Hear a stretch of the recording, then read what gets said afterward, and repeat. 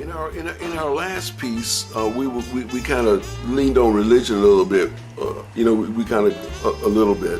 We kind of got away from the water shoes a little bit. Although the water shoes are embraced in all of the major religions.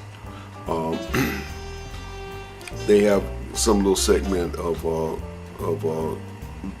water shoes, and maybe some of the newer religions was influenced by some of the earlier religions, and for the not necessarily the religious people, but the academic scholars that study religious history from a historical point of view,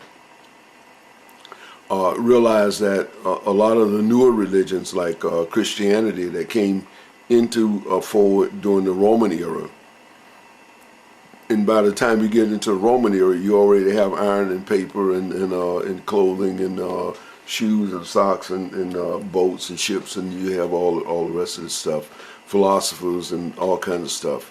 And although the Christianity is built from the Muslim religion and some of the earlier religions, and it's quite normal. If I build a house, I look at stuff that's already been done and how they do it, and then I redesign, add on to whatever it is.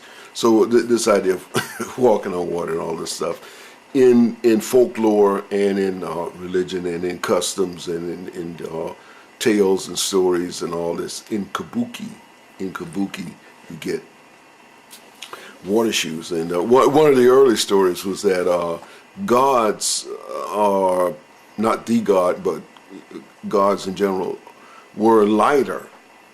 They come in human form, so humans can understand them. They could look at them. Okay, you look like us and all this stuff. But their body makeup, their anatomy was they're lighter. If you try to pick one up, they're a lot lighter than humans, and so therefore they're a lot more buoyant, and they can walk around on water, and of course they can fly in the air also because they are lighter.